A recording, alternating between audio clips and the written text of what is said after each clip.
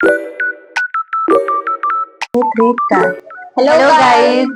So guys, welcome to today's video. आणि आजचा video informative होणार आहे फर्स्ट इयर स्टुडंट साठी, ज्यांची की युनिव्हर्सिटी एक्झाम येणार आहे 3 महिन्यात. ज्यांनी काही स्टडी केलेले नाही, त्यांना 0 to हीरो बनायचे. सो आम्ही तुम्हाला शेड्यूल देऊ, तुम्ही तो जर फॉलो केला तर तुमची नक्कीच चांगल्या मार्क्सनी युनिव्हर्सिटी क्रॅक होऊन जाईल. आणि हा जो शेड्यूल आहे हा जेन्युअनली आम्ही फॉलो केलेला शेड्यूल आहे, जो की एक्झामच्या 2-3 महिन्या अगोदर आम्ही स्टार्ट केला आमच्या मॉडेल एक्झाम नंतर. तर जेन्युअन आहे, जो की आम्ही केलेला आहे फॉलो. त्यामुळे तुमच्याकडनं पण हा इझिली होणारच आहे असं मला असं वाटतं. तर असं आहे की मेन गोष्ट म्हणजे आमच्या शेड्यूल मध्ये होती की आम्ही 4 वाजता उठवायचो, आणि ही जेन्युअन गोष्ट आहे. श्लोका हा, बिकॉज आयुर्वेदामध्ये आहे असं की आपल्याला श्लोकास लर्न करावेच लागतात. तर असं की दिवसभर डिस्ट्रॅक्टेड माइंड मध्ये श्लोकास लर्न होत नाही जितके सकाळी कॉन्सन्ट्रेट माइंड मध्ये होतात. तर आता आपण शेड्यूल स्टार्ट करू, आणि तुम्हाला पाहिजे तसं तसं तुम्ही तो नोट करत घ्या. तर फर्स्ट शेड्यूल मध्ये होतं, आणि खूप इम्पॉर्टंट म्हणजे 4 वाजता उठणं. आणि त्यामध्ये सगळ्यात फर्स्ट सब्जेक्ट जर आम्ही घ्यायचो तर तो होता संहिता. त्यामध्ये अष्टांग हृदय आणि चरक संहिता एक चॅप्टर आम्ही घ्यायचो. त्यातला इम्पॉर्टंट श्लोकाज आम्ही लर्न करायचो. बाकीचा जो थेरी पार्ट आहे तो आम्ही प्रॉपरली लक्षात राहील असं वाचून घ्यायचो, आणि डेली एक चॅप्टर कम्प्लीट करायचो. आणि डेला जो चॅप्टर केलेला आहे तर तो आम्ही सोबत रिवाइज करायचो. फर्स्ट आपण नवीन चॅप्टरचे श्लोका वाचू किंवा लर्न करू जसं तुमचा मूड असेल, आणि जे प्रिव्हियस डेजला आपण जे श्लोका लर्न किंवा वाचले होते ते रिवाइज करत घेऊ सोबत सोबत. चरका आणि अष्टांगाचे जे मोस्ट ऑफ द श्लोक आहे ते सिमिलर आहे तुमच्या रचना शरीरा, परत फिजिओलॉजी वगैरे त्यांच्यासाठी ते थोडेसे सिमिलर श्लोक आहेत. त्याच्यामुळे तुम्ही जर चरका आणि अष्टांगाचे श्लोक लर्न केले तर तुम्हाला ते रचना शरीर आणि क्रिया शरीर दोन्हीच्या आयुर्वेदा श्लोकाने इझी जातील. आणि टीव्हीचा पण मोस्ट ऑफ द श्लोका जे ते अष्टांग हृदय आणि चरक संहिताची सोबत आहे, म्हणजे की तुम्ही हे असं लर्न करू शकता. त्यामुळे तुमचं सारी सब्जेक्ट कव्हर होतील. हा, म्हणजे सकाळी संहिता घेणं खूप मस्त आहे, म्हणजे तो दिवसभरचा शेड्यूल आपला फिक्स करतो त्यानुसार. आणि हे झालं की त्याच्यानंतरचा जो सेकंड पार्ट येतो आपला, सेकंड सब्जेक्ट, तर तो असतो संस्कृत. कारण की हा आहे की आपल्याला आयुर्वेदिक स्टुडंट म्हटलो तर बरेच जण वेगवेगळ्या बॅकग्राऊंड मधून येतात, तर संस्कृत आपल्याला हार्ड जातो. आणि किती असते त्यांना जास्त प्रॉब्लेम होते. सो त्यांना श्लोका आणि संस्कृत हे दोन सकाळी त्यांनी फॉलो केलेच पाहिजे, कारण नो ऑप्शन. आणि संस्कृत मध्ये तुम्हाला शब्द रूपावली असते, धातू रूपावली असते. तर शब्द रूपावलीमध्ये तुम्ही स्त्रीलिंगी, पुल्लिंगी, नपुंसकलिंगी असे शब्द असतात.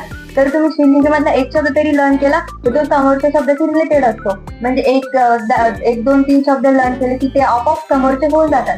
आणि धातू रूपावलीमध्ये पण तसंच आहे, एक धातू घेतला की बाकी सगळे धातू होऊन जातात. आणि त्याच्यामध्ये पण आय थिंक 2 प्रकारचे धातू असतात, तर त्याच्यानुसार तुम्ही करू शकता. आणि इम्पॉर्टंट गोष्ट ही आहे की या दोन्ही सब्जेक्ट मध्ये तुम्हाला कन्सिस्टंट राहावं लागणार. म्हणजे एकदा सवय पडत गेली ना की मग ते आपल्याला नजरेखालून रोज रोज रोज रोज जात ना, एका टायमानंतर ते आपल्याला इझी वाटायला लागतं. त्यामुळे रोज शब्द रूपावली, धातू रूपावली करणं खूप मस्त आहे. आणि जे काही चॅप्टर्स आहे संस्कृत मध्ये तर त्याचे तुम्ही प्रत्यय झालं, कारक झालं, ते तुम्हाला शॉर्ट नोट म्हणून एका पानावर उतरवायचे, आणि ते तुम्हाला रिवाइज करायला कमीत कमी 5 मिनिटच लागतील.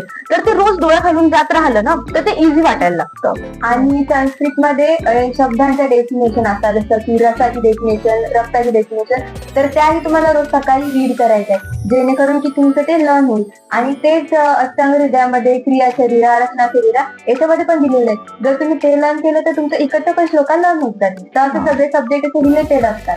आणि हे तुम्हाला एक खट्ट नाही तर असं स्टेप बाय स्टेप जात करणं. म्हणजे आजचं करायचं, उद्या रिवाइज पण ठेवायचं, दुसरा करायचा, मग मागचं रिवाइज ठेवायचं, असं कन्सिस्टंटली जावं लागणार. पण गाईज मोस्ट इम्पॉर्टंट आहे की तुम्ही टाइम डिवाइड करा. म्हणजे असं नाही की तुम्ही अष्टांगा चरका चालू केले तुम्ही तेच करताय. तुम्ही टाइम ठरवा, तुम्ही 4 ते 8 अष्टांगा किंवा चरका करा, आणि त्याच्यानंतर तुम्ही 8 ते 10 संस्कृतला द्या, कारण त्याला जास्त वेळ लागत नाही. तुम्ही शब्द किंवा धातू एक लर्न करू शकता, आणि प्रिव्हियस तुम्ही डेजला जे लर्न केलेले होते ते तुम्ही रिवाइज करू शकता. सो आपला हा सकाळचा शेड्यूल झालेला आहे 4 ते 9 पर्यंतचा. आणि त्याच्यानंतर तुम्ही तुमचा ब्रेकफास्ट करा. आणि मोस्ट इम्पॉर्टंट तुम्हाला पाणी जास्त प्यायचे सकाळचे, नाही तुम्हाला झोप. सो तुम्ही तुमची बॉटल एक जवळ ठेवायची, आणि तुम्ही असं प्रत्येक 10-10 मिनिटाला थोडं पाणी पित राहायचं, मग तुम्ही हायड्रेटेड पण राहायचं. आणि हॉस्टेल स्टुडंटसाठी आणि इकडचे स्पेशली आउट ऑफ स्टेटचे जे स्टुडंट आहे त्यांना खाण्याचा थोडासा इश्यू येतो, तर त्यांनी आपल्या खाण्यावर पण फोकस करायचं, कारण त्या पिरियड मध्ये आपण बिमार नाही पडलो पाहिजे. तर 3 महिने आणि एक्झामचा तो पिरियड, त्या 3 महिन्याचा असं एक्झामच्या पिरियडवर नाही झालं पाहिजे. त्याच्यासाठी स्वतःची काळजी घ्यायची आणि होईल तेवढं चांगलं आणि हेल्दी खायचं, बाहेरचं अवॉइड करायचं. ते खूप महत्वाचं आहे की हेल्थवर पण फोकस करणं. कारण ब्रेकफास्ट करणे, जर तुम्ही 4ला किंवा 5ला किंवा 6ला उठवते ना, तर तुम्ही ब्रेकफास्ट करायला जा. हा ते आहे मस्त. आणि मग ब्रेकफास्ट झाला एकदा की त्याच्यानंतर तुम्ही अॅनाटॉमी उचला, म्हणजे थोडं फ्रेश असतो आपण त्या टाइमला, आणि एक स्टडीचा जो असतो ना आपला बेस बसलेला असतो, तर तुम्ही अॅनाटॉमी मध्ये पहिले तर आयुर्वेदिक पार्ट जो असतो ना आपला ते सब्जेक्ट, तर छोटे छोटे स्पीक आहेत, लेसन्स आहेत, तर तुम्ही ते पहिले रोज एक एक कम्प्लीट करायचं. आणि श्लोका तर मस्त आहेत, पाठ करायचे म्हणजे करायचेच असतात. आणि त्याच्यानंतर मग तो आयुर्वेदिक पार्ट झाला की एक चॅप्टर केला, त्याच्यानंतर मॉडर्न उचलायचं, आणि मॉडर्न पण असं स्टेप बाय स्टेप जायचं. जर तुम्ही बोन्सच केले तर छानपैकी बोन्स कम्प्लीट करायचे, करता करता रिवाइज करायचे. त्याच्यानंतर तुम्ही ऑर्गन्स झालं तर ऑर्गन्स करायचे, रिवाइज करायचे. मसल्स करते तर मसल्स करत जायचे, रिवाइज करत जायचे. असं 2 दिवसाचा, ज्या टॉपिकला जितके लागतील 2 दिवस, 5 दिवस, 6 दिवस, 1 हप्ता ठरवून द्यायचं आणि अशी कम्प्लीट करत जायचे प्रत्येक टॉपिक. आणि फिजिओलॉजीसाठी तुम्ही फ्लो चार्ट बनवू शकता, किंवा तुम्हाला मॅम दिला पीपीटी, त्यावर तुम्ही स्टडी करू शकता. आणि तुम्ही जर फिजिओलॉजीचे फ्लो चार्ट करून स्टडी केले ना, ते खूप इझी जाईल आणि तुम्हाला एक्झाम मध्ये ते प्रेझेंट करायला पण खूप इझी जाईल. आणि ते समजून घेऊन लर्न करावं लागेल. आणि राहिला आयुर्वेदाचा पाठ, तर आयुर्वेदाचं वाता, पित्ता, कफा असे म्हणजे छोटे छोटे चॅप्टर आहेत. त्याच्यामध्ये निरुक्ती, डेफिनेशन झालं, क्लासिफिकेशन झालं. क्लासिफिकेशन नंतर त्या स्पेसिफिक टर्मची मिनिंग वगैरे असतात. तो गाईज आपला फर्स्ट स्लॉट होता 4 ते 9 पर्यंत. तर त्याच्यानंतर तुम्ही ब्रेकफास्ट करायचा आहे 9 ते 10 पर्यंत. आणि त्याच्यानंतर तुम्ही तुमचा सेकंड स्लॉट चालू करायचा आहे 10 ते 1 वाजेपर्यंत. त्याच्यात तुम्ही 10 ते 11 किंवा 12 पर्यंत तुमचं अॅनाटॉमी, फिजिओलॉजी, जे आयुर्वेद आपले पाठ आहे ते कव्हर करायचे. त्यानंतर 1 वाजेपर्यंत तुम्ही ट्राय करायचे की तुम्ही काही ना काही कव्हर करा तुमचं अॅनाटॉमी आणि फिजिओलॉजीचा. त्याच्यानंतर तुम्ही 1 वाजता तुमचा लंच ब्रेक घ्यायचा आहे.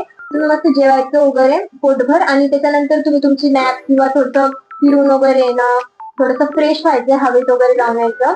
आणि 3 ते 6 मध्ये तुम्ही तुमचा थर्ड स्लॉट चालू करायचा आहे. आणि त्याच्यात तुम्ही पीव्ही स्टडी करताल पदार्थ. जनरली हा फिलॉसॉफिकल सब्जेक्ट आहे. जर तुम्ही तो चांगला लर्न केला तर तुमच्या डेली लाईफ रिलेटेड वगैरे असतो, तर तो तुम्हाला इझी जाईल स्टडी करायला. आणि स्टोरी बनवून तुम्ही लर्न करायचं आहे. म्हणजे पुन्हा रीड केल्यावर तो तुमच्या लक्षात राहू शकतो. आणि असे की ते जे पदार्थामध्ये चॅप्टर्स आहेत ना, तर थोडे तुम्ही लक्ष दिलं तर थोडे इंटरकनेक्टेड वाटतात ते. तर त्यामुळे ते असं पहिला चॅप्टर असं वाचायचं की तो दुसऱ्या चॅप्टर जेव्हा ते तुम्ही एंडला जासाल ना, तर ते थोडे रिलेटेड वाटतात. त्यामुळे एकदा वाचायचं की परफेक्ट वाचायचं, म्हणजे नेक्स्ट टाइम जर त्याच नेक्स्ट चॅप्टर मध्ये जर तो पार्ट आला तर तो इझी वाटेल. पीव्हीचं संपलं, तुम्ही जसं केलं ते 3 ते 6च्या स्लॉट मध्ये, त्याच्यानंतर तुम्ही ब्रेक घ्या, तुमचं डिनर वगैरे करा, फ्रेश व्हा, आणि मग जो 8च्या नंतरचा जो टाइम उरतो तर तो तुम्ही बेसिकली अशा सब्जेक्ट साठी द्या जो तुम्हाला जास्त हार्ड जातो. म्हणजे तुमचं दिवसभराच्या शेड्यूल मध्ये जे तुम्ही ठरवलं होतं करायचं, पण ते टायमाच्या कमीमुळे ते सुटलं,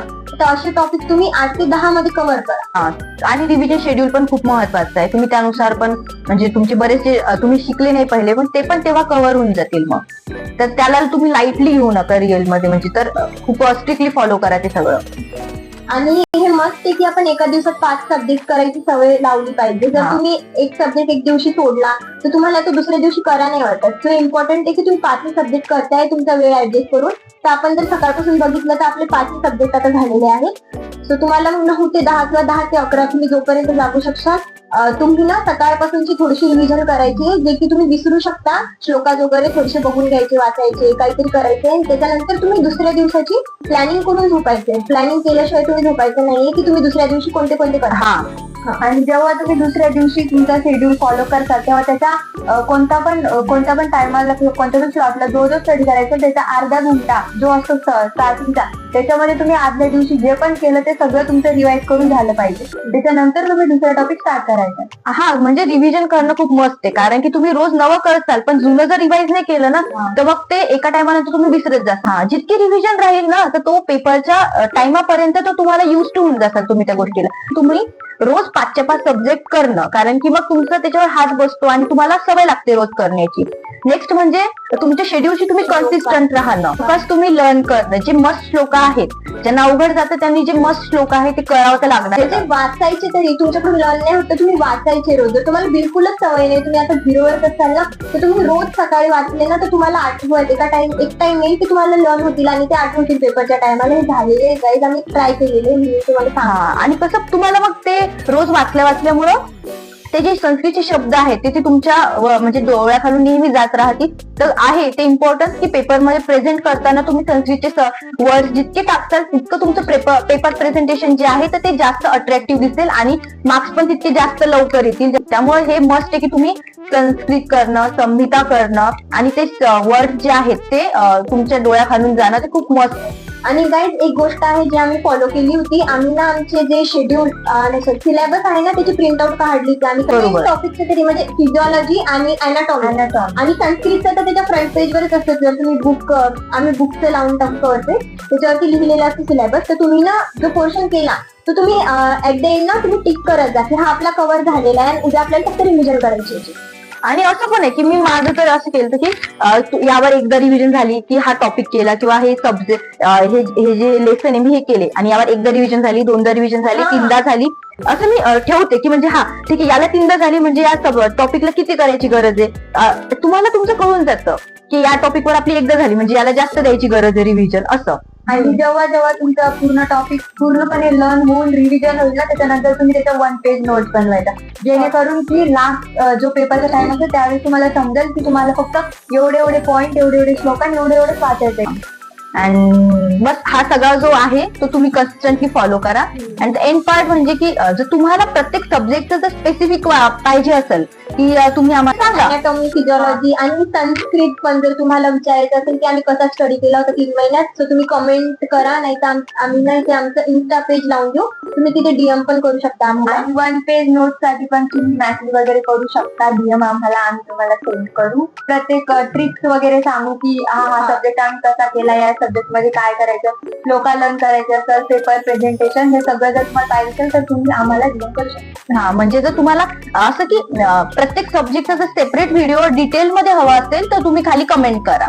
सब्जेक्ट विथ सब्जेक्ट हा, आणि with तुम्हाला जर subject. अजून ट्रिक्स वगैरे हव्या असतील श्लोकासाठी कसे लर्न करते, आणि हा जर तुम्हाला IMP श्लोकात हवे असतील अष्टांगाचे, चरकाचे, तर तुम्ही कमेंट करा, आम्ही तुम्हाला रिप्लाय देऊ.